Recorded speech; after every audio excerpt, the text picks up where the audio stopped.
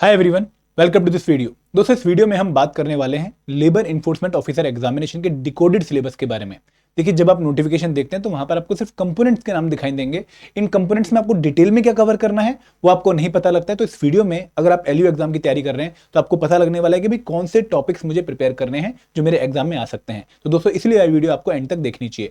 लेकिन आगे बढ़ने से पहले मैं आप लोगों से रिक्वेस्ट करूंगा कि अगर आप लोग हमारे चैनल पर नए हैं और एलयू एग्जाम के बारे में आप जो है इन्फॉर्मेशन गैदर करना चाहते हैं तो हमने एक पीडीएफ बनाई है आप लोगों के लिए, गाइड बुक बनाई है आप लोगों के लिए, जहां पे आपको decoded syllabus, exam pattern, salary perks, subject wise जो सोर्सेस आपको क्लियरली इन्फॉर्मेशन एक जगह पे मिल जाएगी। वो पीडीएफ आपने डाउनलोड करनी है। लिंक कहां है? इस वीडियो के डिस्क्रिप्शन में। और दोस्तों, एकदम फ्री पीडीएफ है जो आपके लिए कंप्लीट सोर्स ऑफ इन्फॉर्मेशन बन सकती है। तो प्लीज अपनी कॉपी डाउनलोड कीजिएगा ताकि आप इस एग्जाम के बारे में और इन्फॉर्मेशन भी चेक कर पाए। अब दोस्तों, आगे बढ़ते हैं और बात करते हैं डिकोडेड सिलेबस के बारे में लेबर इन्फोर्समेंट ऑफिसर एग्जाम के। दोस्तों देखो, अगर ये एग्जाम को हम देखें और उसका डिकोडेड सिलेबस देखें तो एक बात इस एग्जाम की बहुत अच्छी है कि इस एग्जाम में आपको बहुत सारा सिलेबस प्रिपेयर नहीं करना है, बहुत ज्यादा नंबर ऑफ कंपोनेंट प्रिपेयर नहीं करने। फॉर एग्जांपल, यहां पर अगर हम सिलेबस की बात करें तो industrial relation and labour law हमें प्रिपेयर करना है, और आईआर में भी उन्होंने क्लियरली मेंशन कर रखा है भाई constitutional provision related to labour हमें प्रिपेयर करने हैं। फिर हमें लेबर लॉस जो कि लगभग 12-13 है वो क्लियरली मेंशन करके पता है कि कौन कौन से पढ़ने हैं। फिर हमें लेबर कोड्स के बारे में पता है, और दो इसमें और कंपोनेंट आते हैं करंट इवेंट्स के, और एक आपका आता है जो है जनरल मेंटल एबिलिटी का। तो यहां पर अब हम इसका सिलेबस जो है वो one by one topic wise देखते हैं ताकि आप लोगों को क्लैरिटी मिल जाए।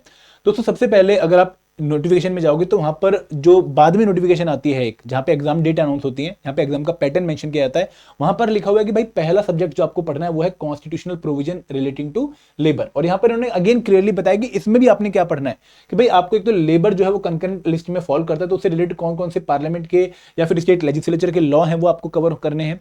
Then significance of fundamental right related to worker, employer and the industry वो आपने कवर करनी है। और फिर आपने डीपीएसपीज में जो प्रोविजन है लेबर से रिलेटेड, जैसे फॉर एग्जांपल हम आर्टिकल 36 से लेकर आर्टिकल 43 के बारे में जो है पढ़ते हैं, तो वो जो लेबर से रिलेटेड प्रोविजन है वो आपको कवर करने हैं। मतलब बेसिकली जो सोशलिस्टिक डीपीएसपीज हैं वो आपने कवर करने हैं। एंड जैसे फिर उन्होंने आईआर और लेबर लॉ के क्लियर कट एक्ट्स मेंशन कर रखे हैं कि कौन कौन से एक्ट्स आपने पढ़ने हैं। तो यहाँ पे ट्रेड यूनियन एक्ट हो गया, industrial employment standing order act हो गया, इंडस्ट्रियल डिस्प्यूट एक्ट हो गया 1947 का, ये तीनों एक्ट आपने पढ़ने हैं।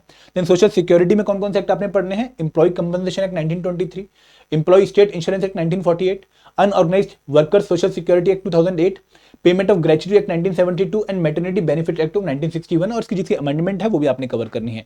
एंड दोस्तों, अगेन ये सारे एक्ट जो है वो बार बार अमेंड होते रहते हैं, तो आपको इनका लेटेस्ट वर्जन कवर करना है। तो यहाँ पर कौन कौन से एक्ट हो गए हमारे? अभी 8 एक्ट हमने कवर कर लिए। फिर दोस्तों, लेबर वेलफेयर में इन्होंने अगेन 3 एक्ट मेंशन किए हैं, जिनमें है factory act 1948, contract labour regulation and abolition act 1970, the interstate migrant worker man act RENCS act 1979।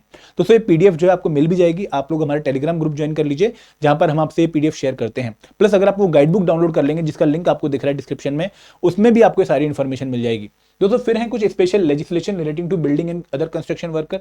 तो यहाँ पे आपको building and other construction worker का जो एक्ट है 1996 का वो कवर करना है, और building and other construction worker welfare cess act है 1996 का वो कवर करना है।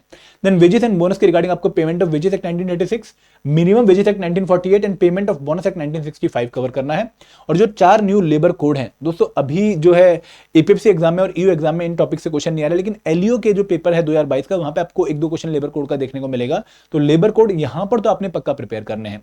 तो वो कौन कौन से कोड हैं? वेजेस एक्ट कोड है 2019 का, इंडस्ट्रियल रिलेशन कोड है 2020 का, सोशल सिक्योरिटी कोड है 2020 का, और industrial safety and health code है 2020 का। तो ये 4 लेबर कोड आपको पढ़ने हैं। और दोस्तों, ये कोड डिफिकल्ट नहीं है अगर आप लोगों ने लेबर लॉस अच्छे से पढ़ रखे, मतलब जो भी लेबर लॉ मैं आपको बता रहा हूँ, आईआर वाले लॉ बता रहा हूँ, सोशल सिक्योरिटी के लॉ आपको बता रहा हूँ, तो उन्हीं लॉस को कंसोलिडेट करके इन्होंने लेबर कोड्स बनाए हैं। तो अगर वो इन्फॉर्मेशन आपको है ठीक ठाक, तो आपको ये कोड समझने में दिक्कत नहीं आने वाली, और बहुत ज्यादा टाइम आपको यहाँ पे जो है नहीं लगेगा इसको कवर करने में।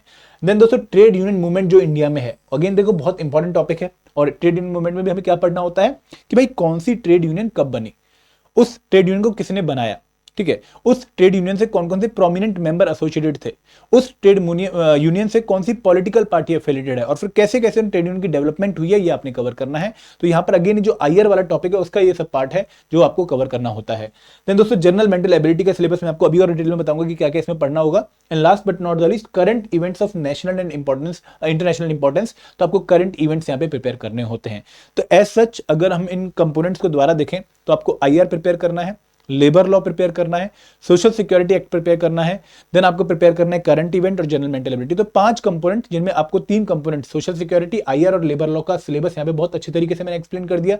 अब बात करते हैं करंट इवेंट्स। करंट इवेंट्स में आपको जो डायमेंशन होती है, जैसे रिपोर्ट स्कीम हो गया, गवर्नमेंट स्कीम्स हो गई, then there is sports awards, honour, ठीक है, देन देयर इज इंडिसेस बहुत सारे जो रिलीज होते हैं, then national news, international news, वो आपको मेजरली कवर करनी है, जो कि आपके न्यूज़पेपर से कवर हो जाती हैं। तो अगेन करंट अफेयर का कोई फिक्स सिलेबस नहीं होता, बट आपको मेजर डायमेंशन पता है कौन कौन सी प्रिपेयर करनी होती है।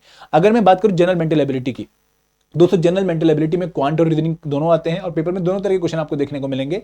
तो यहाँ पे number system, simplification, LCM, HCF, percentage, ratio, proportion, profit and loss, average, time and distance, board stream, pipe system, mensuration, 2D 3D, permutation, combination, data interpretation, probability, number series, ये सारे टॉपिक जो कि यूपीएससी सीसेट के syllabus का भी part है, APFC के syllabus का भी पार्ट है और आरबीआई नाबार्ड ग्रेड्स के जो एग्जाम है वहां पे भी जो है टॉपिक्स आपको कवर करने हैं।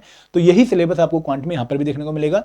लेकिन अगर एग्जाम में क्वेश्चन के लेवल की बात करें तो दोस्तों लेवल जो है वो यूपीएससी सीसेट वाला है, बट एक ही इशू है कि आपके पास यहाँ पे टाइम क्रंच होता है, 1 मिनट में क्वेश्चन सॉल्व करना होता है।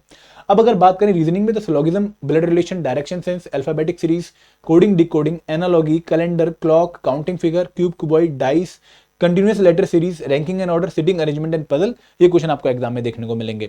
तो यहाँ पर अगेन देखो पेपर में वेटेज तो क्वांट की मतलब अगेन लिमिटेड है, 15-20 क्वेश्चन आपको मैक्सिमम देखने को मिलेंगे, क्योंकि मेजर जो पेपर है वो आपका IR and labour land social security act से आने वाला है।